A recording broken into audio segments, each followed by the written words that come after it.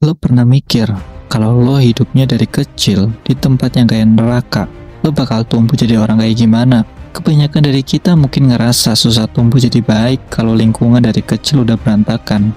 Tapi ada karakter-karakter anime yang benar-benar dibesarkan di tempat paling gak masuk akal. Dan mereka masih bisa jadi manusia, bahkan lebih manusia dari yang tumbuh di tempat damai. Di video ini, kita bahas 7 karakter yang dibesarkan di tempat paling brutal, tapi mereka masih punya empati, hati, dan kekuatan buat gak jadi monster.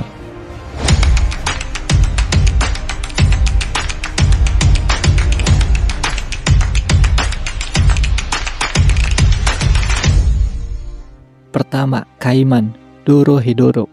Kaiman tuh hidup di kota namanya Hall. Bayangin, kota tempat sihir liar jadi makanan sehari-hari.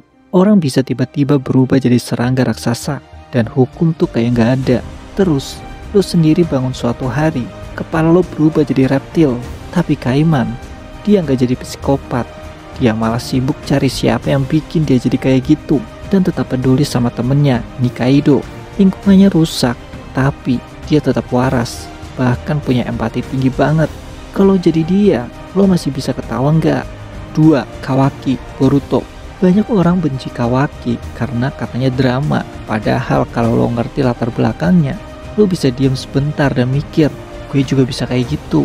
Dari kecil dia udah jadi anak percobaan, disiksa, dipukulin, dilatih jadi senjata, gak kenal yang namanya cinta. Tapi pas dia kabur dan ketemu Naruto, dia berusaha banget belajar jadi orang normal. Bahkan dia lebih setia daripada orang-orang yang tumbuh di rumah utuh.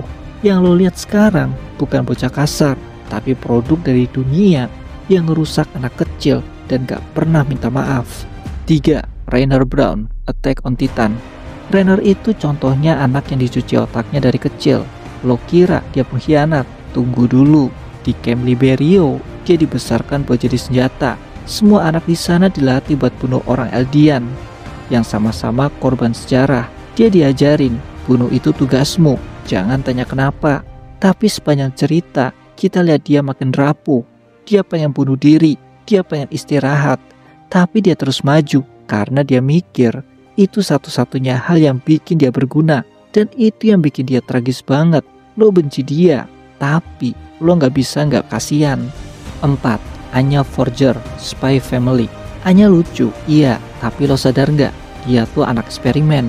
Anya punya kemampuan baca pikiran bukan karena hoki, tapi karena dia pernah dijadikan bahan percobaan. Lo tahu apa artinya itu? Artinya masa kecilnya gak pernah normal. Tapi begitu diadopsi Lloyd dan Yor, dia justru jadi penghubung dua orang dewasa yang fake. Dan pelan-pelan bikin keluarga palsu itu jadi keluarga beneran. Dibesarkan di laboratorium, tapi dia lebih ngerti keluarga daripada orang dewasa. 5. Nobara Kugisaki, Jujutsu Kaisen. Orang sering lihat Nobara sebagai cewek galak yang suka ngomel, tapi dia tuh satu-satunya anak dari desanya yang keluar buat belajar sihir. Kenapa? Karena desanya penuh tekanan sosial dan kutukan. Nobara udah lihat banyak orang mati. Dia belajar bahwa dunia tuh kejam, dan kalau lo gak kuat, lo dimakan. Tapi dia juga tetap punya nilai. Dia gak ngeledek orang miskin, gak ninggalin temen. Kuat, tapi bukan berarti dingin. Dunia nyoba matiin dia, tapi dia malah makin hidup. 6. Ymir, Attack on Titan. Ymir yang asli lo ya, bukan yang pura-pura. Itu hidup ribuan tahun sebagai budak. Literally budak. Dia dikasih kekuatan Titan tapi malah dipakai kayak senjata perang. Dia gak punya hak buat milih, buat ngomong, bahkan buat cinta. Dan pas akhirnya dia bebas, yang dia lakuin, dia diem. Tapi diemnya bukan karena gak peduli. Dia capek jadi properti, capek disembah tapi dipakai. Ymir itu contoh manusia yang paling habis tapi masih ada sisi lembut di ujung jiwanya. Ngeri, tapi juga indah. 7. Guts, Berserk.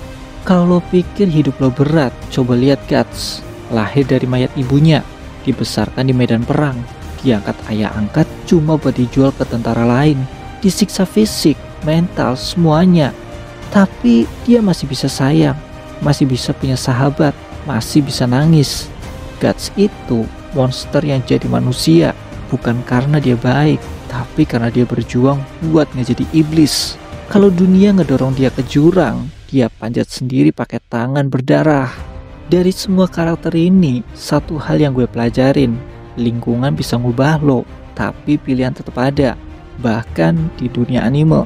Dan kalau karakter-karakter ini aja bisa bertahan di tempat yang bikin kita merinding, mungkin lo juga bisa tahan di dunia nyata yang kadang juga nggak adil. Jadi pertanyaannya sekarang, siapa karakter yang paling lo relate dari semua ini? Tulis di kolom komentar. Dan jangan lupa subscribe, biar lo nggak ketinggalan pembahasan anime yang lebih dalam dari sekedar siapa yang lebih kuat.